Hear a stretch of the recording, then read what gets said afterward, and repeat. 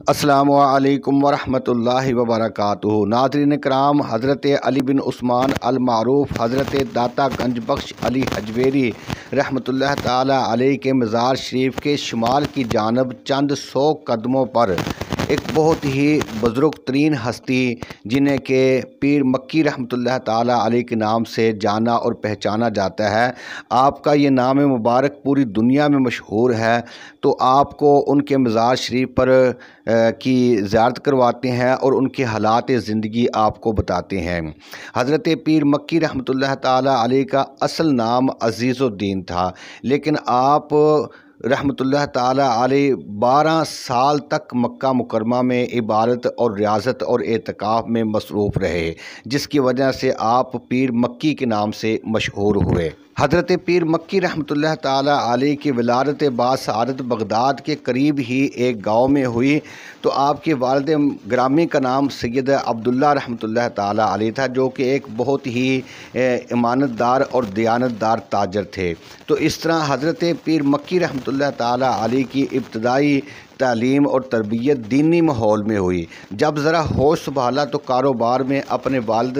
سید عبداللہ رحمۃ اللہ تعالی علیہ کی مدد کرنے لگے، تو اس طرح آپ کا بغداد میں آنا جانا لگا رہتا تھا۔ تو ایک روز سلسلہ جنیدیہ کے ایک بزرگ سے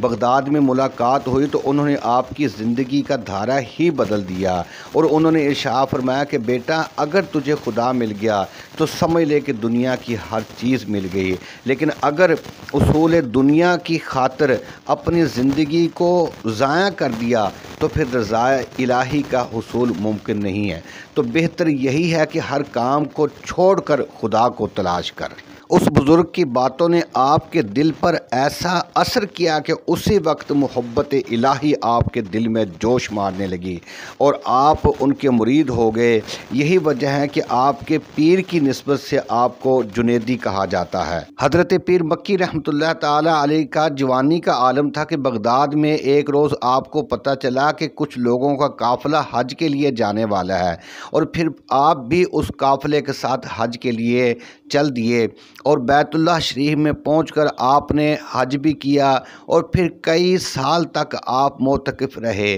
اور عبادت اور ریاضت میں دن رات اپنے آپ کو مصروف رکھا، حتیٰ کہ 12 سال کا عرصہ گزر گیا۔ آخر ایک روز غیب سے آواز آئی کہ عزیز الدین،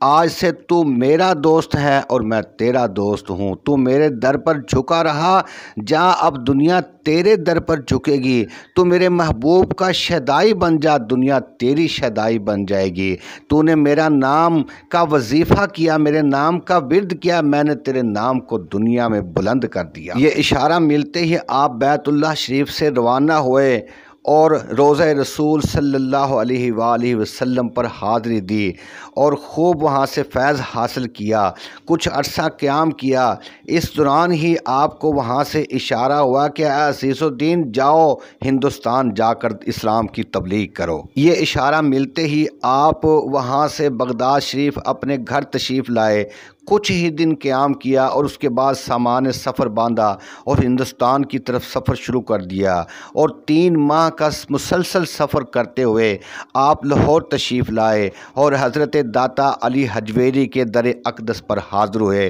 یہاں پر سلام پیش کیا اور پھر ذکر و اذکار میں مشغول رہے، معتکف بھی رہے، اور پھر آپ کچھ عرصہ کے بعد آپ داتا صاحب کے مزار شریف کے شمال کی طرف جہاں پر آپ کا مزار شریف ہے وہاں پر آپ نے قیام فرمایا۔ سب سے پہلے آپ نے اپنی رہائش کے لیے اپنے ہی ہاتھوں سے کچی مٹی کا ایک حجرہ بنایا اور پھر اس کے آس پاس سایہ دار درخت لگائے، اور آپ دن رات عبادت اور ریاضت میں مصروف رہتے، اور پھر کچھ عرصے کے بعد آہستہ آہستہ لوگ آپ کی طرف مائل ہونے لگے اور آپ کی قیام گاہ پر آنے لگے، کیونکہ آپ ولی کامل تھے، اس لیے جو سائل بھی آپ کے در اقدس پر آتا اپنی مراد کو پاتا۔ گرمیوں میں دن کے وقت آپ کا اکثر حصہ ان سایہ دار درختوں کے نیچے ہی گزر جاتا، بے شمار لا علاج بیماروں کو آپ کی دعا سے شفا حاصل ہوئی، جو مصیبت زدہ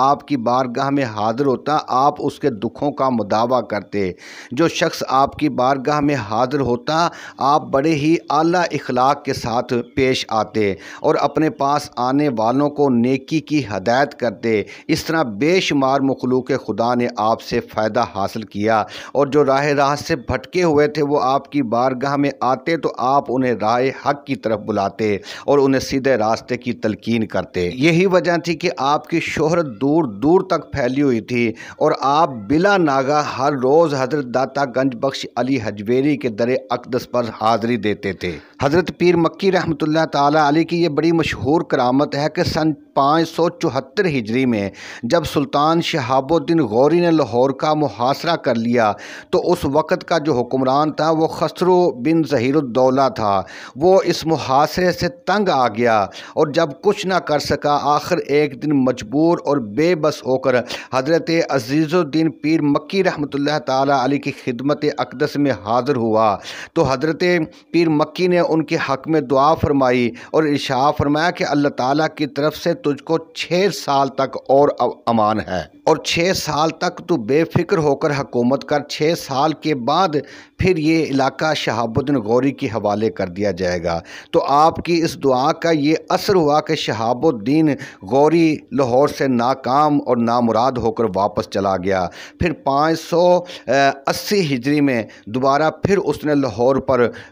حملہ کیا اور پھر لاہور پر وہ قابض ہو گیا۔ حضرت عزیز الدین پیر مکی رحمۃ اللہ تعالیٰ علیہ نے 36 سال لاہور میں زہد و تقویٰ کے ساتھ گزارے، اور 36 سال آپ نے مخلوق خدا کی خدمت کی اور انہیں راہ ہدایت کا راستہ بتایا، اور آخر شمس الدین التمش کے زمانے میں سن 612 ہجری میں آپ کا وصال مبارک ہوا، اور آپ کو آپ کے ہاتھوں سے بنے ہوئے حجرے کے اندر آپ کو